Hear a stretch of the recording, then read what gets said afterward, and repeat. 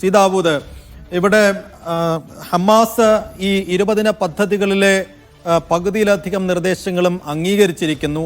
അത് നൽകുന്ന ശുഭസൂചനയുടെ ആക്കം എത്രത്തോളമാണ്? അപ്പം ഇത് വളരെ വേഗത്തിൽ തന്നെ, കാരണം ഇനിയൊരു ബോംബ് ഗസയുടെ മണ്ണിൽ വീഴാതെ വേഗത്തിൽ സമാധാനം പുലരാൻ പോകുന്നു എന്ന ഒരു സൂചന തന്നെയാണോ അവിടെ ഉള്ളത്? സൈഫു, ഈ ഹമാസ് ഈ 20 പദ്ധതി അംഗീകരിച്ചു, അല്ലെങ്കിൽ അതിലെ ചില ഭാഗങ്ങൾ അതിനെ ഭാഗികമായി അംഗീകരിച്ചു എന്ന് പറയുമ്പോഴേ അതെന്തോ ഒരു പുതിയ കാര്യം എന്തെങ്കിലും ഹമാസ് പറഞ്ഞതായിട്ട് ഹമാസ് ഇന്ന് പുറത്തിറക്കുന്ന പ്രപ്പോസൽ വായിച്ചു കഴിഞ്ഞാൽ നമുക്ക് മനസ്സിലാവില്ല. കാരണം ഇതിൽ പറഞ്ഞിരിക്കുന്ന പ്രധാനപ്പെട്ട കാര്യം ബന്ദികളെ വിട്ടയക്കുക എന്ന് പറയുന്നത് നേരത്തെ തന്നെ ഹമാസ് സമ്മതിച്ചതാണ്. ഇസ്രായേലി സൈന്യം പിന്മാറുകയാണെങ്കിൽ യുദ്ധം അവസാനിപ്പിക്കുകയും ഇസ്രായേലി സൈന്യം പിന്മാറുകയും ചെയ്യുകയാണെങ്കിൽ ബന്ദികളെ വിട്ടയക്കാൻ സന്നദ്ധമാണെന്ന കാര്യം ഹമാസ് നേരത്തെ അറിയിച്ചതാണെന്ന് മാത്രമല്ല, ബന്ദികളിൽ 10-60ഓളം ബന്ദികളെ നേരത്തെ വിട്ടയച്ചത് അത്തരം ചില ധാരണകളുടെ പുറത്താണ്, വെടിനിർത്തലിൻ്റെ പുറത്താണ്. അപ്പോൾ ബന്ദികളെ വിട്ടയക്കുക എന്നുള്ളത് ഒരു പുതിയ കാര്യമല്ല, ഹമാസ് നേരത്തെ തന്നെ പറഞ്ഞിട്ടുള്ളതാണ്. അതേപോലെ ഈ പലസ്തീൻ അധികാരം, ഗസയുടെ ഭരണം എന്ന് പറയുന്നത്, അതിൽ വളരെ പ്രധാനപ്പെട്ട ഒരു കാര്യം നമ്മൾ മനസ്സിലാക്കേണ്ടത്, ഗസയുടെ ഭരണം ഞങ്ങൾക്ക് തന്നെ വേണമെന്ന പൊസിഷൻ ഒരു കാലത്തും ഹമാസ് എടുത്തിട്ടില്ല.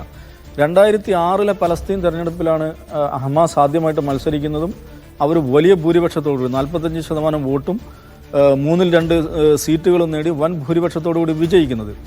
ആ തെരഞ്ഞെടുപ്പിന് ശേഷം അവർക്ക് വളരെ വളരെ സുഖകരമായി ഒറ്റയ്ക്ക് ഭരിക്കുവാൻ ഭൂരിപക്ഷമുള്ള ആ തെരഞ്ഞെടുപ്പ് ഫലത്തിന് ശേഷവും ഹമാസിൻ്റെ പൊസിഷൻ എന്തായിരുന്നു ചോദിച്ചാൽ, ഭരണം ഞങ്ങൾ ഒറ്റയ്ക്ക് ഭരിക്കാൻ ഉദ്ദേശിക്കുന്നില്ല, ഒരു നാഷണൽ യൂണിറ്റി സർക്കാർ രൂപീകരിക്കുക എന്നുള്ളതാണ് ഞങ്ങളുടെ ലക്ഷ്യമെന്ന് അവർ പറയുകയും സർക്കാരിൽ പങ്കാളികളാകാൻ വേണ്ടി അന്ന് പരാജയപ്പെട്ട പാർട്ടികളായിട്ടുള്ള അവിടുത്തെ പ്രധാന സെൻട്രിസ്റ്റ് പാർട്ടിയായിട്ടുള്ള ഫതഹ്, അതേപോലെ മാർക്സിസ്റ്റ് പാർട്ടിയായിട്ടുള്ള PFLP, മാവോയിസ്റ്റ് പാർട്ടിയായിട്ടുള്ള DFLP, ഇവയാണ് പ്രധാനപ്പെട്ട കക്ഷികളെന്ന് പറയുമ്പോൾ കുറച്ച് സ്വതന്ത്രരും, ഇവരെല്ലാം ചേർത്തിട്ടുള്ള നാഷണൽ യൂണിറ്റി ഗവൺമെൻറ് രൂപീകരിക്കുക എന്നുള്ളതായിരുന്നു ഹമാസ് മുമ്പോട്ട് വെച്ച പ്രപ്പോസൽ. പക്ഷേ പ്രതിപക്ഷ കക്ഷികൾ, ഫതഹ് അടക്കമുള്ള PFLP, DFLP അടക്കമുള്ള കക്ഷികൾ അത് നിരാകരിച്ചതിനെ തുടർന്നാണ് ഹമാസ് ഒറ്റയ്ക്ക് സർക്കാർ രൂപീകരിക്കുന്നത്. അതുകൊണ്ട് തന്നെ പലസ്തീൻ അതോറിറ്റിയുടെ ഭരണം ഞങ്ങൾക്ക് വേണം, അല്ലെങ്കിൽ ഞങ്ങൾക്ക് ഒറ്റയ്ക്ക് വേണമെന്ന പൊസിഷൻ ഒരു കാലത്തും ഹമാസിനുണ്ടായിരുന്നില്ല. ഈ പുതിയ പ്രപ്പോസൽ അവർ പറഞ്ഞിരിക്കുന്നത് എന്താണെന്ന് വെച്ചാൽ, ഒരു നാഷണൽ യൂണിറ്റി ഒരു കൺസെൻസസ് ഗവൺമെൻറ്, അല്ലെങ്കിൽ പലസ്തീൻ ടെക്നോക്രാറ്റുകളുടെ ഒരു ഗവൺമെൻറ് രൂപീകരിക്കാൻ ഞങ്ങൾ സന്നദ്ധരാണ്. ആ ഒരു പ്രപ്പോസൽ ഞങ്ങൾ അംഗീകരിക്കുന്നില്ല. പക്ഷെ അതിൽ നമ്മൾ മനസ്സിലാക്കേണ്ട കാര്യം, ട്രംപിൻ്റെ പ്ലാനിലുണ്ടായിരുന്ന ടോണി ബ്ലെയർ ഒക്കെ കൂടി നടത്തുന്ന ഒരു ഏർപ്പാടെന്നുള്ള ആൾക്കായിരുന്നു ട്രംപിൻ്റെ പ്ലാനിൽ ഗസയുടെ ഭരണം ഉണ്ടായിരുന്നത്.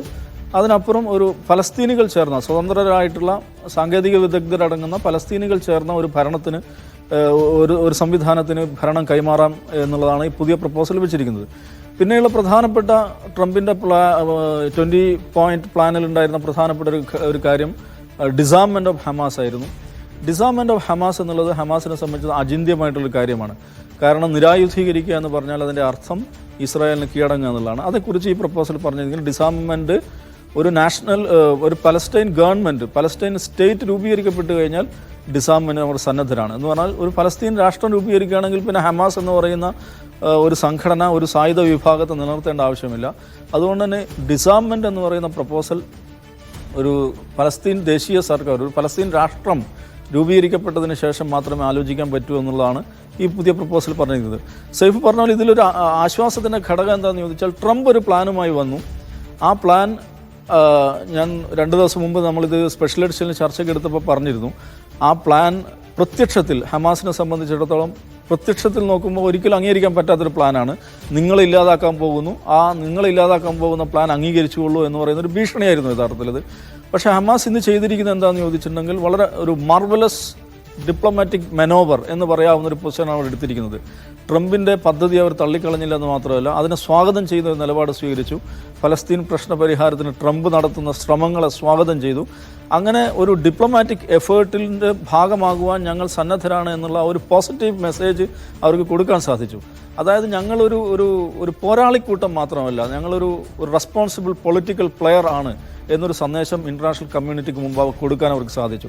അതുകൊണ്ടാണ് ഞാൻ പറഞ്ഞത്, ഒരു മാർവലസ് ഡിപ്ലോമാറ്റിക് മനോവർ എന്ന് നിശ്ചയമായും പറയാവുന്ന ഒരു പൊസിഷനാണ് അവർ എടുത്തിരിക്കുന്നത്. അതിൻ്റെ റിസൾട്ട് വന്നുകൊണ്ടിരിക്കുകയാണ്. ഇപ്പോൾ UN അതിനെ സ്വാഗതം ചെയ്യുന്നു, ഫ്രാൻസ് സ്വാഗതം ചെയ്യുന്നു, അറബ് ഗൾഫ് രാജ്യങ്ങൾ അതിനെ സ്വാഗതം ചെയ്യുന്നു, ഈവൻ ട്രംപ് പോലും അതിനെ സ്വാഗതം ചെയ്യുന്നു. അപ്പോൾ ഇപ്പോൾ എന്താ സംഭവിച്ചിരിക്കുന്നതെന്ന് ചോദിച്ചാൽ, the ball is on Trump court എന്നുള്ള ഒരു അവസ്ഥ വന്നിരിക്കുകയാണ്.